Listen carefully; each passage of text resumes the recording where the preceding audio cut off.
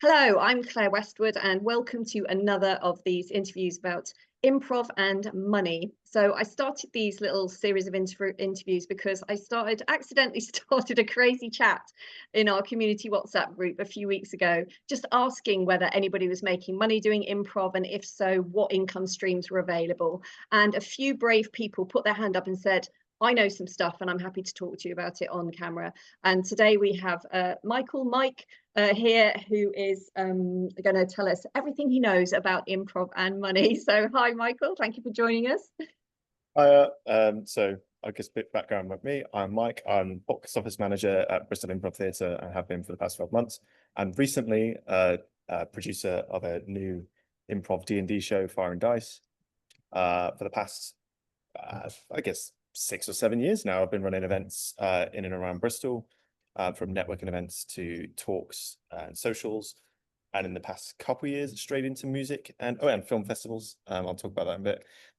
And recently, I've been trying to transfer a lot of those like marketing and promotional management skills into improv to actually make some events more successful. Exactly. I think, the golden dream for a lot of people is just to break even on performances. So for the performances to cover the costs of the rehearsal space and all that kind of stuff, and maybe, create a smidgen of pocket money on the back end. But anyway, we can talk about that as we go along. So how did you first get involved in improv?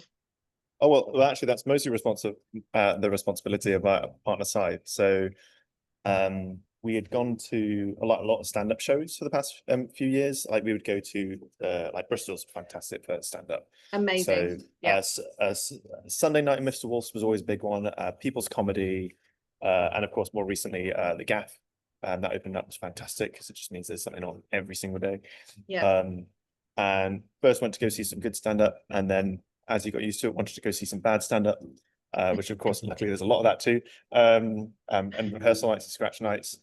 And then eventually, after realizing that I've been watching improv already through shows like Whose Line Is It Anyway, and then more recently Dropout, and all their various shows, Cyber convinced me to go to the Bristol Improv Theatre, which I had heard about a couple of years back, or like a couple of years prior. Yeah. And then eventually went to see a show, and that was in June of last year. Oh my God. Okay. So only 12 months ago. And you've never left, you just moved into the office? Yeah, we just swapped the activities out from let's go see stand-up to let's go see improv.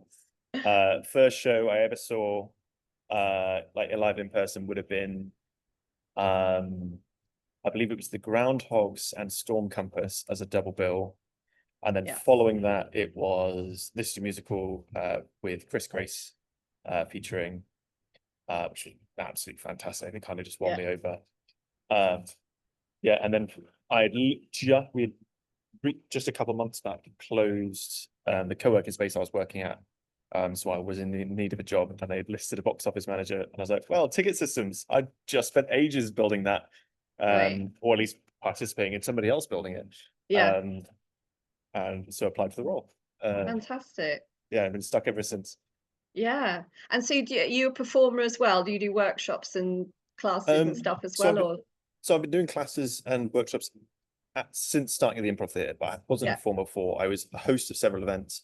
So for about 3.5 years, I was running an event called Filmmaker Shindig, which was like it's a filmmakers networking night, but it starts with social screening of a locally made short film, intro and a little bit stuff about the platform I was working at the time, Tab, and then an industry filmmaker talk, and then back to social ones and live music, hence the Shindig name.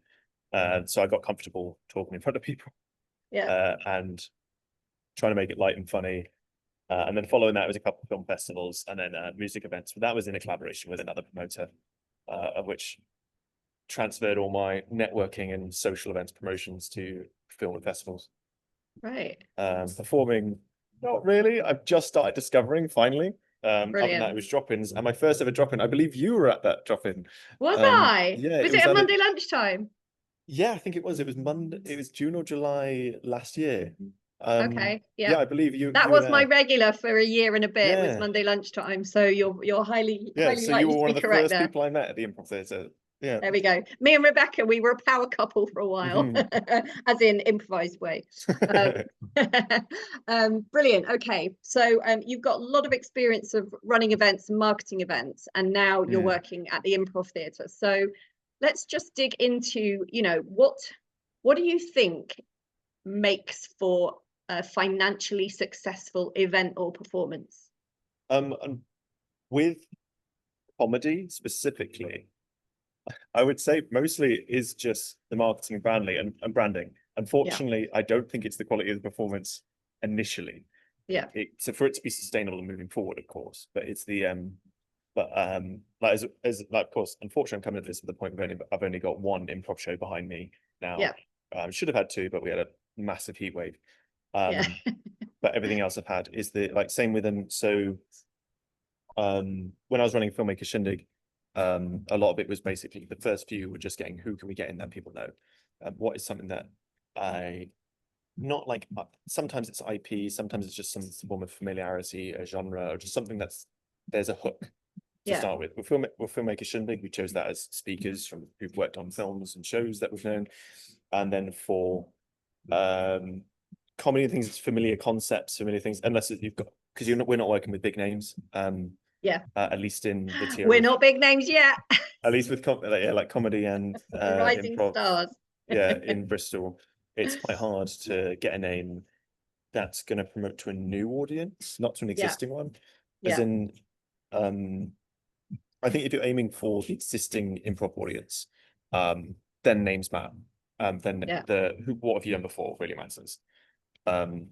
Because you're attracting that existing community. But if you want to start attracting a new audience, like one of the key missions behind building Fire and Dice was that this is not relying on any of the existing audience. If we get some cool, that's great. But the target is it's a funnel into improv. It's improv is a tiny little thing in the description somewhere. It's not up front and center. We went from a different approach to other shows because we wanted it to be a funnel into other improv shows.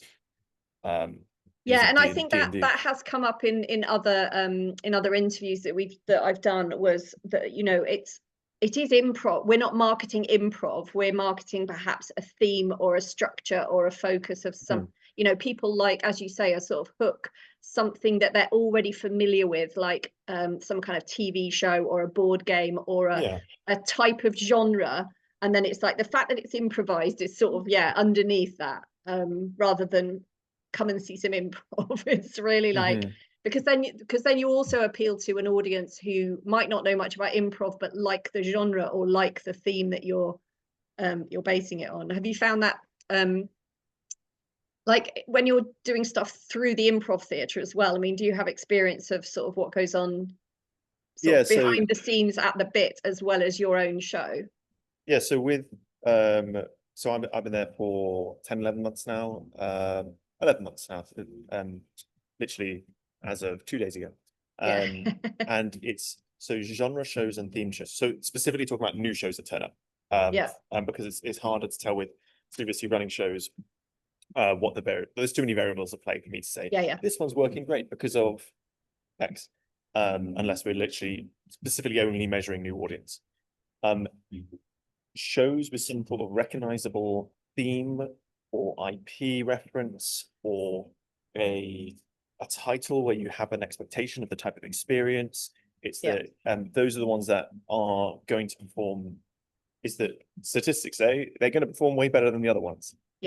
So, for example, if you're a brand new show, having a nondescript title is going to do you nothing. If you're going to be like, oh, it's a 2-act, so we're going to call it 2 scoops of fun, like that goes, that's nothing compared to being like, oh no, this is actually I'm trying to think, it's a rip on detective shows, so it's gonna be a pun based on a popular series.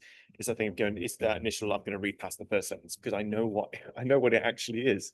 So even just so a lot of comparisons we've been trying to make recently are like to the Gaff or other comedy venues across Bristol, is how come we've had some stand-ups come and do a show at our venue and then not do as well as they would have done if they went to the Gap. And I'm thinking, where's the measure there? What's the difference? Because they weren't announced as their show title or their performance name, they would announce it as Friday night comedy. Yeah. And it's easy to see, okay, then their name wasn't the point. They may have thought of that because of its social media following or what podcast they're on, but Yeah. it was the fact it was Friday night comedy that actually got them through the door.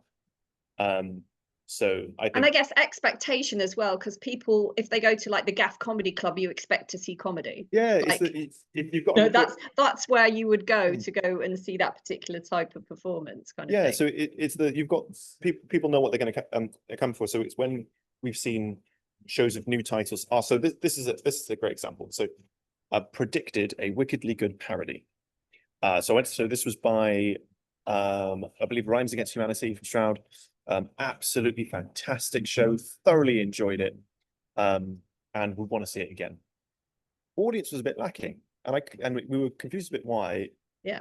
Until we were telling people about what the show was, and they're like, "Oh, I didn't realize that was the concept." And it was because so the concept behind the show was they're going to do prequels or to show popular characters or even just minor characters in popular shows and media, as in like in the same way that Wicked did. That this doesn't actually exist in the IP or the franchise. We're just going to make up something else on the spot. So the one we saw was the backstory on Stuart Little's biological parents, not the faux biological parents that appear in the film, the genuine ones. And it was brilliant. But if I don't think the title, I don't know what suggests the alternative title, but the title they gave didn't give the impression it's that, because not only was Wicked, predicted the first title, which in the Wicked styling, and a wickedly good parody. I was like, this is going to be an Oz themed show, which normally wouldn't be my taste, but I'm here, I'm at the venue, and I want to see a funny show, and I know they're great performers. So that was what would convince me. But as a audience go, I might not have gone to that show at all. I think especially with improv, the genre isn't going to win over new audiences. If anything, it's a hindrance, which is discussed very heavily in that chat. It's British people don't put up with improv that much. We've been convinced finally on stand-up. But when Americans came over with improv and stand-up, we didn't like either, and then eventually we'd let stand-up in.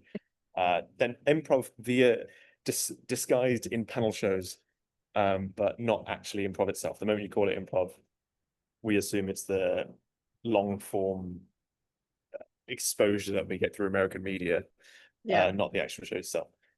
So yeah, titles, descriptions, and imagery, I think, are basically the biggest hurdle for most new improv shows, because it's the door, it's the storefront. So I think it's quite critical to get that title right. And I you know, and it's like, I guess it's like everything, you know, socials and everything. It's like people's attention is so scattered. It's like you have to grab people's attention pretty quick for them, as you say, to want to read past the title or the first bit. And if you've got a visual that they go, oh, what is that? Yeah. So yeah. And yeah, the beautiful thing is we live in Bristol and there's loads of entertainment and cabarets and comedy and things to do. And the bad news is we live in Bristol. There's a million things to do every night. So we're always in competition in a way with all the other stuff that's going on out there. But yeah, it's I think because of the amount of shows, like the fact that you can actually, like in last few years now, you can actually go and see improv multiple times a week if you're well timed, and can go see stand up multiple times a week at a dedicated venue, and like dedicated improv venue, which wouldn't, like 20 years ago, none of that, gone. So I think it's absolutely fantastic we've got it, but it's now more possible to bubble yourself in that community that you think everyone knows what this means. So if you announce your new show and its first line of description is a 2-prov short form act with audience interaction into a long form in the second half, that means nothing to a new person. It's incredibly intimidating. And it's that idea of going, oh, this is cliquey, this is I'm not sure where to start, but it's not many people I believe in the improv scene are into writing marketing copy, and so it's the marketing properly copyrighted marketing copy doesn't scream fun, which of course the rest of improv is fun, it's imagination, it's play, Yeah. And then when we start using internal technical terms to describe a show, it's like, oh, it's gone. Yeah. So what, I It's mean, do you have any tips for that process then?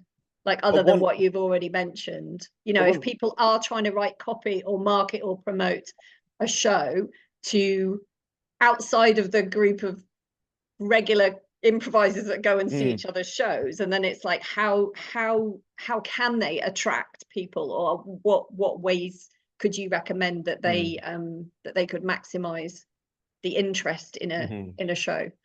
I think the first one is just is first test it, send it out to people who not necessarily would be into improv.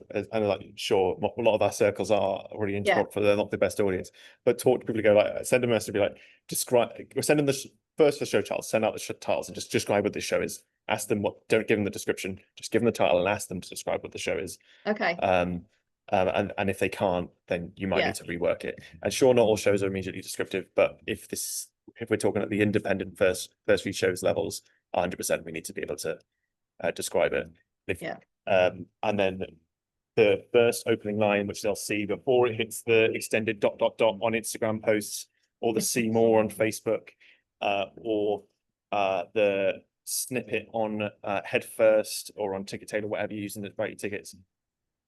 Make sure that that line is actually descriptive of someone who might not necessarily come in, because while we like to believe that the improv audience is huge, it's not, especially not to the stand-up audience, and the stand-up audience is tiny compared to like the mass just general events goers audience that we could be pushing to.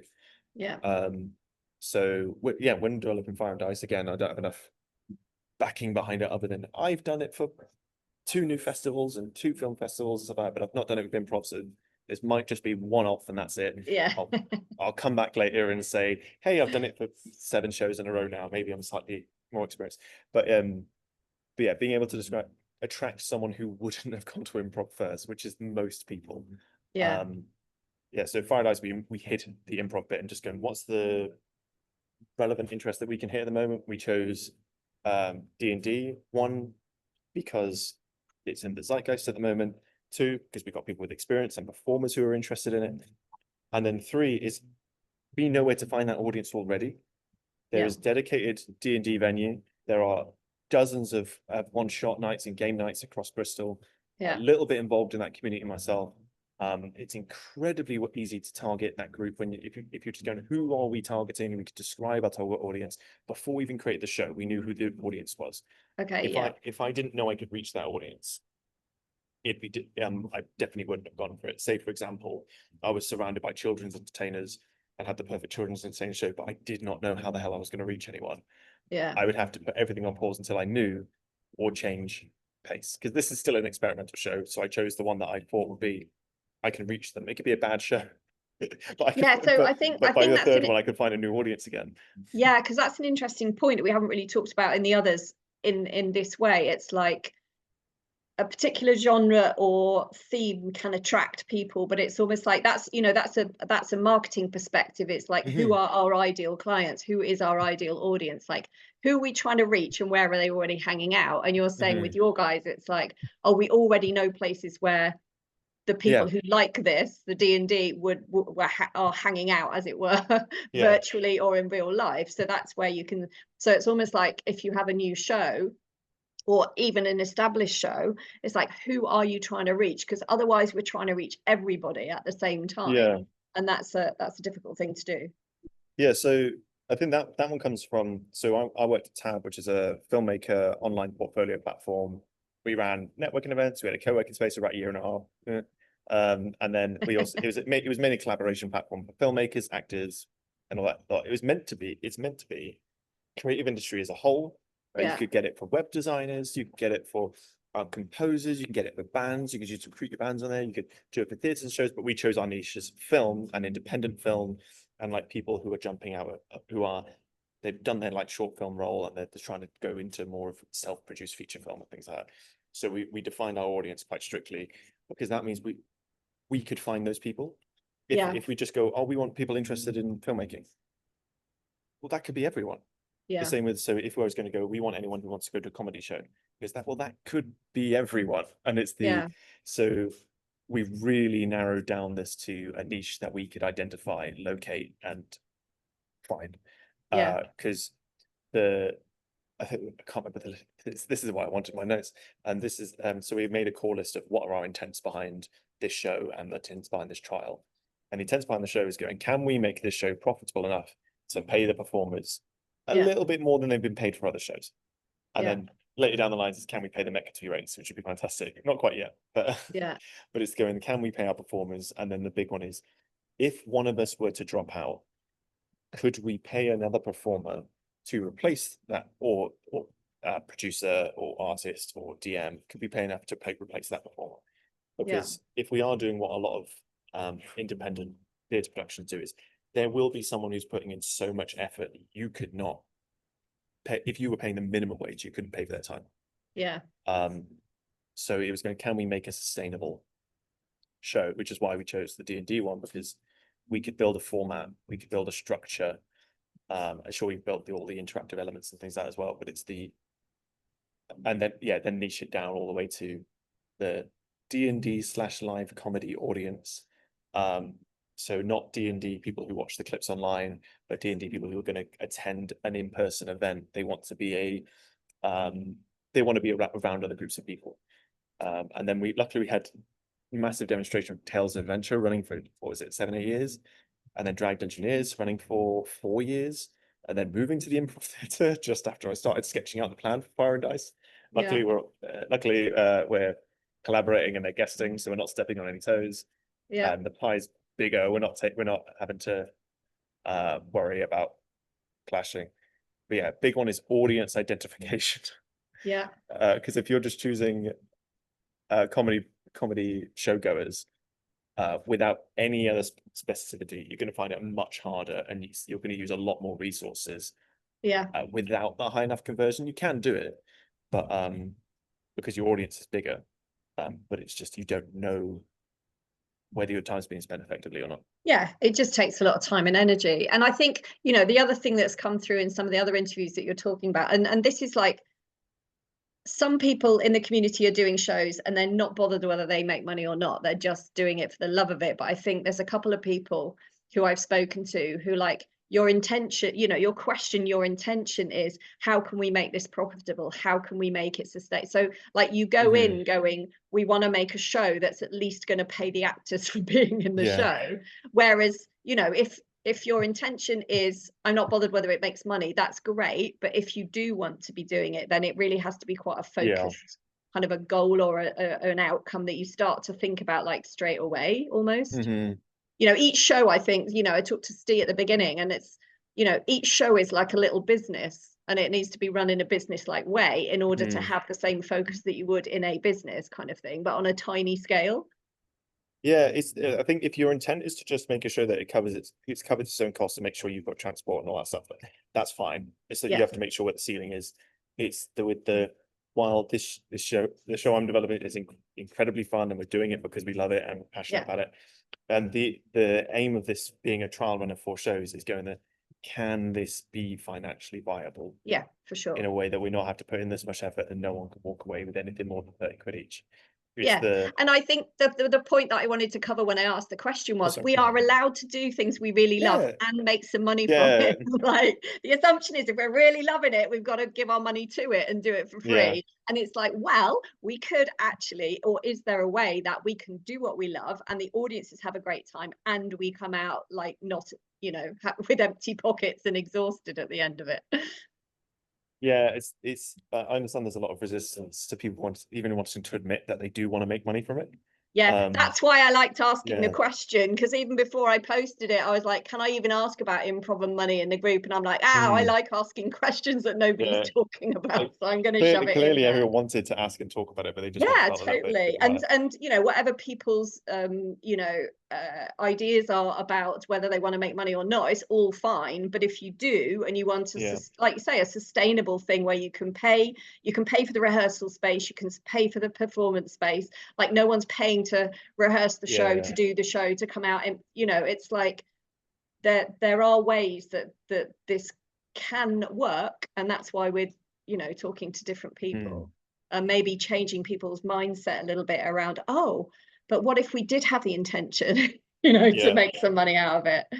It's that's I think that's one reason, because of this being a trial, is that we priced the tickets at £16 each plus the £1 booking fee for the venue and transaction fees. But we did have a couple messages being like, oh, I think that's a bit much, especially for a new show. And it's going that we know we'll have to price it at more than that later if we want to pay everyone fair. So we're going to price closer to it now to see if people would tolerate it. That's £1 more than some other shows, which I would say are far higher quality than us.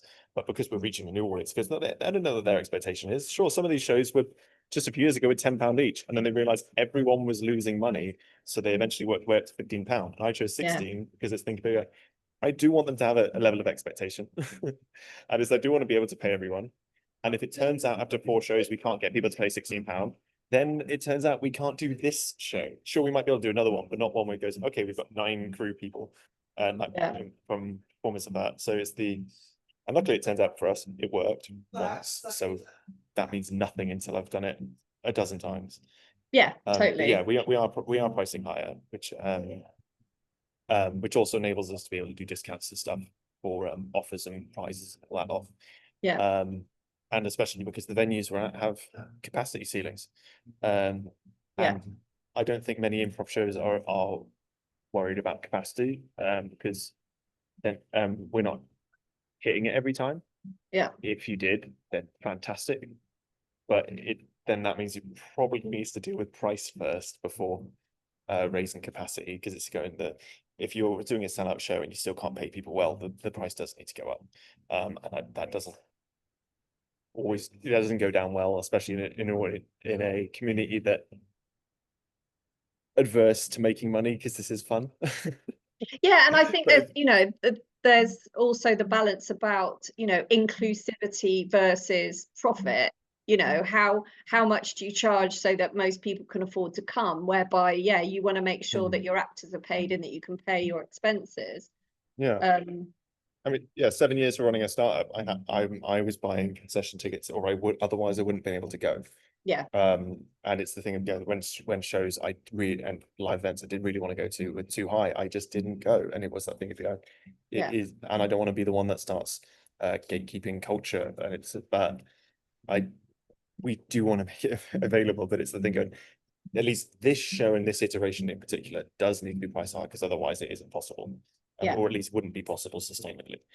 And then you can have like you say, you can have a pricing model where you have concessions so that people who have good jobs who want to pay that money, to keep the show sustainable, so that other people can come for less.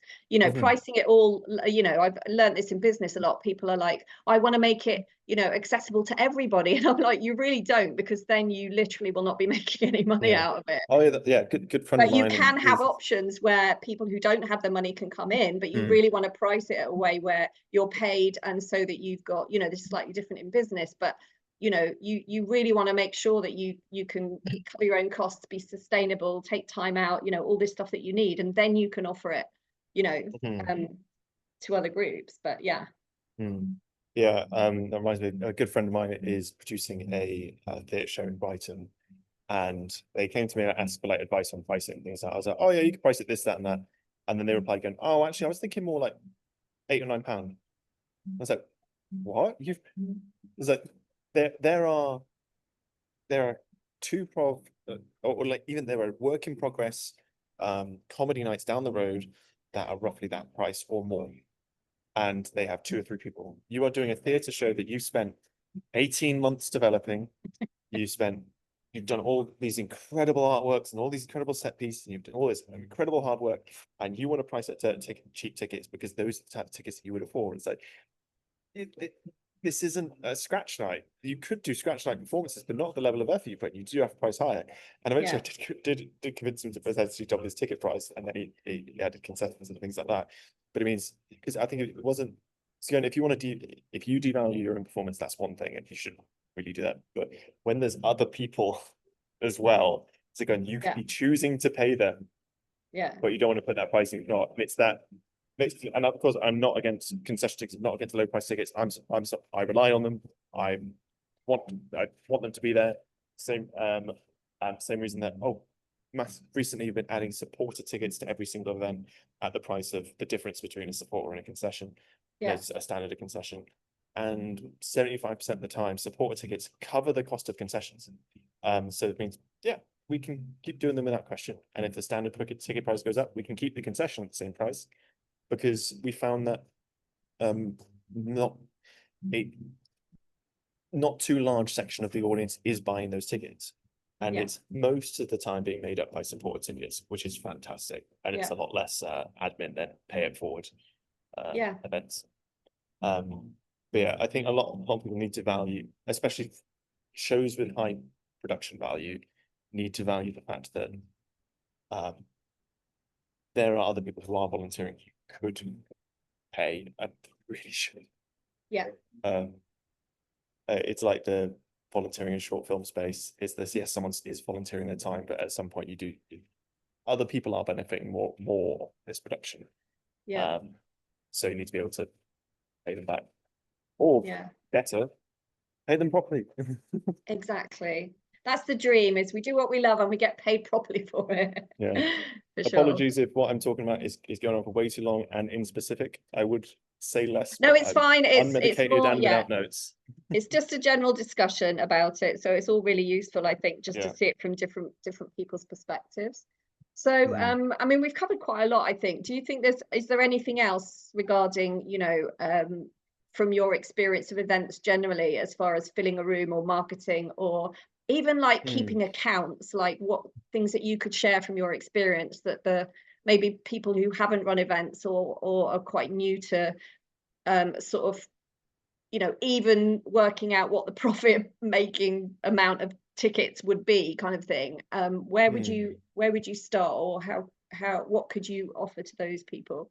Well, I think from my experience so far working with people in improv over the past year, it's first of all, do just cost your shows. We've seen a lot of people who do all that stuff after it's already happened. And of course, if you're doing this for fun and you don't really care, that's fine. But if you're collaborating with a venue that does ticket splits, which a lot of Bristol venues do, because of course I imagine it's most Bristol people interacting with this, it's the going, even if you're happy with a lower ticket price and not a full audience, if you want to work with that venue again, you either need to do one or two things. You need to fill the venue out so that they can get enough from the ticket split, or you need to make sure that venue hopefully has a bar and they can make money off that bar. Same with like making sure you don't say goodbye, see you later at the end of the night and leave them to the bar. Same with like venues like PRSC. Yeah, sure, their bar could have some improvement, but they still see a significant part of their revenue come through the bar. So making sure that, and the venue hire fees are incredibly low. They're incredibly low there, so it's all generous. So if you're doing a ticket split, make sure you're filling out for the venue's sake, because then you can work with them again. So like a favorite venue of mine for trialing events it's not Crofters Rights anymore. It's back to being the Croft. The venue hire rate's absolutely fantastic. This is more for like small music events and things like that. Yeah, big one is build relationships with venues, and if they ask for anything from you, be it risk assessments, be it my brain's gone blank, it's the end of the day, and it's been a very long one. Basically, if they ask for marketing materials, they ask for risk assessments, they ask for ticket details, that's where they build a very good relationship with that venue, because the venues are more likely to work with people who are they want to rebook a partner that's easy to work with, sometimes over ones that make the most money. Because they can just say yes to you and move on with their day and continue working with the client that makes more money, but is a hassle. So the only allowed to even start being a hassle to the venue if you're making them a lot of money. So try to do both. But if you're an improv act, it's probably just going to try and be the one that's easier to work with. I feel like I'm giving a lot of general common knowledge information rather than specific. I'll probably be more useful 4 events down the line and 8 hours more sleep. Well, I think it's, you know, it's interesting because all this stuff does come with experience, I guess. But I think, you know, there are some basics, as in, know what your figures are, have an intention to at least break even, because then you can Mhm. start doing some maths around your show, Yeah. and just, you know, just play with all these ideas. But I think, yeah, some specific stuff around, yeah, marketing, promotion, how it looks, how it sounds, you know, knowing who your target audience are, so you're not trying to market to everyone. Yeah. You know, they're really good tips that perhaps people wouldn't necessarily think about, because people are very passionate about their own shows, and they're like, oh, this Mhm. is so great, and I'm gonna, you know, once Yeah. you've gone through your, you know, Rolodex of, or whatever, of Yeah. friends, and Actually, then that's it's like, oh, what do we do now? Do you know what I mean? I've yeah. invited everyone I know, so then what? Mhm. I think that's a really solid point to add. Well, so with especially with marketing and social media, if you one identify your audience, and then that you can actually know if you're going to fly, if you're going to Facebook group, if you're going to boost Instagram Reels or whatever, you actually know what you're working towards. But it's the so I've seen some people create some incredible content, some incredible posters, some incredible like flyers and social media designs, post it on their own social media page, and then their brand new profile for whatever, and then that's it. And it's going, you Yeah, spent so much time designing all this stuff, creating it, and you've posted it to your audience. If you look in your analytics, who are seeing these posts? And yeah, you might go, oh, it's got 500 views this time. So, oh, great. What did the next one get? Oh, similar. Okay, who are the same? They're the same. They're roughly the same people. You're not reaching anyone new. yeah, So if you're doing a one-off show, and you've gone through your network and you've got friends, and your friends are liking it and hopefully sharing it as well, um, next month or next show 3 months down the line, you're doing the exact same thing. You're posting again. You're posting to the same people, and it's going. Doesn't matter if you've made all this incredible stuff. No one's going to see it. So you need to find out, like, if there's a Facebook group you can join, if there's a subreddit that's either local or niche to your interest, to the interest that you can find, if there's a blue sky hashtag, because I know while blue sky isn't as incredibly active, they've still got not incredibly like populated. The people that are on there are still really active. So if you find the right people, you're going to have a much higher conversion rate. So compared to 1,000 people on Facebook, you might have a better time with 100 people on another platform or another place. yeah, Yeah, so I think one is review where you're promoting, because you yeah, might be spending all your time creating something fantastic and still not seeing it and getting in front of the same people. Because if you post your page, but at the same time, still make sure you share on your own profile. I've seen a lot of people just create their stuff and then kind of be nervous about sharing it themselves. They end up yeah, posting on their new Instagram page that has 30 followers when yeah, they have 800 people on their own. yeah. Yeah, just be a bit more brave. Um, and especially one thing is not many people do flyering nowadays, so flyering has become more effective. I highly recommend flyering. You can't track conversion, but when people Yeah. turn up, you know, that makes a difference. Yeah, I am really just shooting random advice at this point rather than anything specific. I will have notes next time. It's all good. It's all good. So is there anything else that you'd like to share before we finish? Um, I think unless you have any specific questions, I'm beginning to draw blank, so I'll Okay, yeah, go that's from fine. there. It's been a very long day and quite a long week last week with the heat, so Yeah, we had a we're all fantastic team good. building session today. We did like a scavenger hunt style thing across Bristol before doing a big like year ahead planning session. So I'm beginning to melt. Well, it sounds good, because like a year of planning the bit sounds exciting to everybody who goes there and is involved in it. Mhm. So that's all good. So thanks for your time. That's been great, and we'll upload it very shortly. Cheers. Thank you very much, Claire.